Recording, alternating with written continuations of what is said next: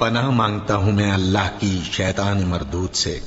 شروع اللہ کا نام لے کر جو بڑا مہربان نہایت رحم والا ہے۔ یاسین، قسم ہے قرآن کی جو حکمت سے بھرا ہوا ہے۔ اے محمد صلی اللہ علیہ وآلہ وسلم، بے شک تم پیغمبروں میں سے ہو، سیدھے رستے پر ہو۔ یہ قرآن غالب و مہربان کا نازل کیا ہوا ہے تاکہ تم ان لوگوں کو جن کے باپ دادا کو خبردار نہیں کیا گیا تھا خبردار کر دو کہ وہ غفلت میں پڑے ہوئے ہیں۔ ان میں سے اکثر پر اللہ کی بات پوری ہو چکی ہے، سو وہ ایمان نہیں لائیں گے۔ ہم نے ان کی گردنوں میں طوق ڈال رکھے ہیں اور وہ ٹھوڑیوں تک پھنسے ہوئے ہیں، تو ان کی گردنیں اکڑی ہوئی ہیں، اور ہم نے ان کے آگے بھی دیوار بنا دی اور ان کے پیچھے بھی، پھر ان پر پردہ ڈال دیا تو یہ دیکھ نہیں سکتے۔ اور تم ان کو خبردار کرو یا نہ کرو، ان کے لیے برابر ہے، یہ ایمان نہیں لائیں گے۔ تم تو صرف اس شخص کو خبردار کر سکتے ہو جو اس نصیحت یعنی قرآن کی پیروی کرے اور رحمان سے غائبانہ ڈرے، سو اس کو مغفرت اور بڑے ثواب کی بشارت سنا دو۔ بے شک ہم مردوں کو زندہ کریں گے، اور جو کچھ وہ آگے بھیج چکے اور جو ان کے نشان پیچھے رہ گئے ہم ان کو قلم بند کر لیتے ہیں، اور ہر چیز کو ہم نے کتاب روشن یعنی لوح محفوظ میں لکھ رکھا ہے۔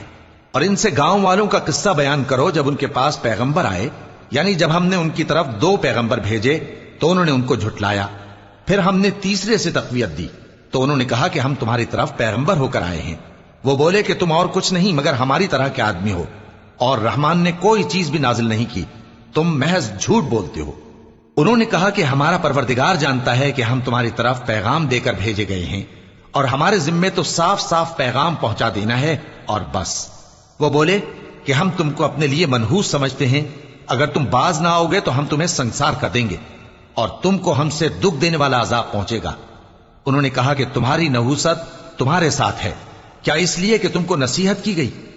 نہیں، بلکہ تم ایسے لوگ ہو جو حد سے تجاوز کر گئے ہو۔ اور شہر کے پرلے کنارے سے ایک آدمی دوڑتا ہوا آیا، کہنے لگا کہ اے میری قوم، پیغمبروں کے پیچھے چلو، ایسوں کے جو تم سے صلہ نہیں مانگتے اور وہ سیدھے رستے پر ہیں۔ اور میں کیوں اس ذات کی پرستش نہ کروں جس نے مجھے پیدا کیا اور اسی کی طرف تم کو لوٹ کر جانا ہے؟ کیا میں اس کو چھوڑ کر اوروں کو معبود بناؤں کہ اگر رحمان مجھے نقصان پہنچانا چاہے تو ان کی سفارش مجھے کچھ بھی فائدہ نہ دے سکے اور نہ وہ مجھے چھڑا ہی سکیں؟ تب تو میں کھلی گمراہی میں پڑ گیا۔ میں تو تمہارے پروردگار پر ایمان لایا ہوں، سو میری بات سن رکھو۔ حکم ہوا کہ بہشت میں داخل ہو جا۔ بولا کاش میری قوم کو پتا چل جائے کہ میرے رب نے مجھے بخش دیا اور مجھے عزت والوں میں شامل کیا، اور ہم نے اس کے بعد اس کی قوم پر کوئی لشکر نہیں اتارا اور نہ ہم اتارنے والے تھے۔ وہ تو صرف ایک چنگھاڑ تھی، سو وہ اس سے ناگہاں بجھ کر رہ گئے۔ بندوں پر افسوس کہ ان کے پاس جب کوئی پیغمبر آتا تو وہ اس سے تمسخر ضرور کرتے۔ کیا انہوں نے نہیں دیکھا کہ ہم نے ان سے پہلے بہت سے لوگوں کو ہلاک کر دیا تھا؟ اب وہ ان کی طرف لوٹ کر نہیں آئیں گے، اور سب کے سب ہمارے روبرو حاضر کیے جائیں گے۔ اور ایک نشانی ان کے لیے زمین مردہ ہے کہ ہم نے اس کو زندہ کیا اور اس میں سے اناج اگایا، پھر یہ اس میں سے کھاتے ہیں، اور اس میں کھجوروں اور انگوروں کے باغ پیدا کیے اور اس میں چشمے جاری کر دیے تاکہ یہ ان باغوں کے پھل کھائیں، اور ان کے ہاتھوں نے تو ان کو نہیں بنایا، تو پھر کیا یہ شکر نہیں کرتے؟ وہ ذات پاک ہے جس نے زمین کی نباتات کے اور خود ان کے اور جن چیزوں کی ان کو خبر نہیں سب کے جوڑے بنائے۔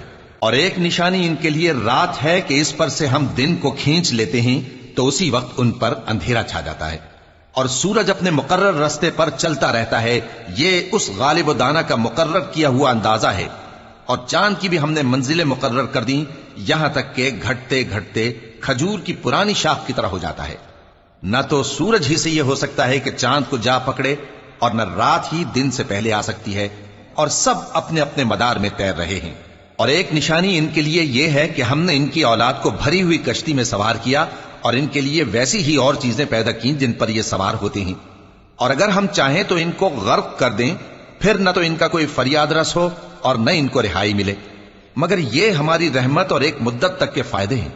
اور جب ان سے کہا جاتا ہے کہ جو تمہارے آگے اور جو تمہارے پیچھے ہے اس سے ڈرو تاکہ تم پر رحم کیا جائے، اور ان کے پاس ان کے پروردگار کی طرف سے کوئی نشانی نہیں آتی مگر اس سے منہ پھیر لیتے ہیں۔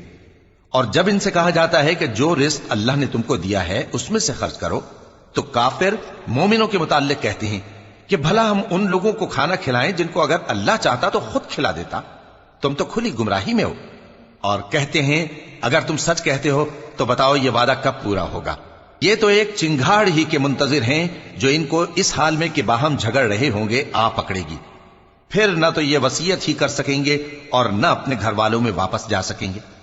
اور جس وقت سور پھونکا جائے گا یہ قبروں سے نکل کر اپنے پروردگار کی طرف دوڑ پڑیں گے، کہیں گے ہائے بربادی، ہمیں ہماری خوابگاہوں سے کس نے جگہ اٹھایا. یہ وہی تو ہے جس کا رحمان نے وعدہ کیا تھا اور پیغمبروں نے سچ کہا تھا. وہ تو صرف ایک زور کی آواز ہوگی کہ سب کے سب ہمارے روبرو آ حاضر ہوں گے. پھر اس روز کسی شخص پر کچھ بھی ظلم نہیں کیا جائے گا اور تم کو بدلہ ویسا ہی ملے گا جیسے تم کام کرتے تھے. اہل جنت اس روز عیش و نشاط کے مشغلے میں خوش ہوں گے. وہ بھی اور ان کی بیویاں بھی سایوں میں تختوں پر تکیے لگائے بیٹھے ہوں گے. وہاں ان کے لیے میوے ہوں گے اور جو وہ منگوائیں گے ان کو ملے گا. ان کو پروردگار مہربان کی طرف سے سلام کہا جائے گا اور وہ فرمائے گا کہ گناہگارو تم آج الگ ہو جاؤ. اے آدم کی اولاد، کیا میں نے تم سے کہہ نہیں دیا تھا کہ شیطان کو نہ پوجنا، وہ تمہارا کھلا دشمن ہے، اور یہ کہ میری ہی عبادت کرنا یہی سیدھا رستہ ہے. اور اس نے تم میں سے بہت سی خلقت کو گمراہ کر دیا تھا، تو کیا تم سمجھتے نہیں تھے؟ یہی وہ جہنم ہے جس کے تمہیں دھمکی دی جاتی تھی. جو تم کفر کرتے رہے ہو اس کے بدلے آج اس میں داخل ہو جاؤ. آج ہم ان کے منہوں پر مہر لگا دیں گے اور جو کچھ یہ کرتے رہے تھے ان کے ہاتھ ہم سے بیان کر دیں گے اور ان کے پاؤں اس کی گواہی دیں گے. اور اگر ہم چاہیں تو ان کی آنکھوں کو مٹا کر اندھا کر دیں، پھر یہ رستے کو دوڑیں تو کہاں سے دیکھ سکیں گے. اور اگر ہم چاہیں تو ان کی جگہ پر ان کی صورتیں بدل دیں، پھر وہاں سے وہ نہ آگے جا سکیں اور نہ پیچھے لوٹ سکیں. اور جس کو ہم بڑی عمر دیتے ہیں تو اسے تخلیق میں اوندھا دیتے ہیں، یعنی اسے بچپن کی کمزوری والی حالت کی طرف لوٹا دیتے ہیں. تو کیا یہ سمجھتے نہیں؟ اور ہم نے ان کو یعنی اپنے پیغمبر صلی اللہ علیہ وآلہ وسلم کو شعر گوئی نہیں سکھائی اور نہ وہ ان کو شایع ہی ہے. یہ تو محض نصیحت ہے اور صاف صاف قرآن ہے، تاکہ اس شخص کو جو زندہ ہو خبردار کرے اور کافروں پر بات پوری ہو جائے. کیا انہوں نے نہیں دیکھا کہ جو چیزیں ہم نے اپنے ہاتھوں سے بنائیں ان میں سے ہم نے ان کے لیے مویشی پیدا کر دیے اور یہ ان کے مالک ہیں، اور ان کو ان کے قابو میں کر دیا تو کوئی تو ان میں سے ان کی سواری ہے اور کسی کو یہ کھاتے ہیں، اور ان میں ان کے لیے اور فائدے اور پینے کی چیزیں ہیں. تو کیا یہ شکر نہیں کرتے؟ اور انہوں نے اللہ کے سوا اور معبود بنا لیے ہیں کہ شاید ان سے ان کو مدد پہنچے، مگر وہ ان کی مدد کی ہرگز طاقت نہیں رکھتے. اور وہ ان کی فوج بنا کر حاضر کیے جائیں گے تو ان کی باتیں تمہیں غمناک نہ کر دیں. یہ جو کچھ چھپاتے اور جو کچھ ظاہر کرتے ہیں ہمیں سب معلوم ہے. کیا انسان نے نہیں دیکھا کہ ہم نے اس کو نطفے سے پیدا کیا، پھر وہ تڑاک پڑاک جھگڑنے لگا اور ہمارے بارے میں مثالیں بیان کرنے لگا اور اپنی پیدائش کو بھول گیا. کہنے لگا کہ جب ہڈیاں بوسیدہ ہو جائیں گی تو ان کو کون زندہ کرے گا؟ کہہ دو کہ ان کو وہ زندہ کرے گا جس نے ان کو پہلی بار پیدا کیا تھا، اور وہ ہر طرح کی تخلیق کو جانتا ہے.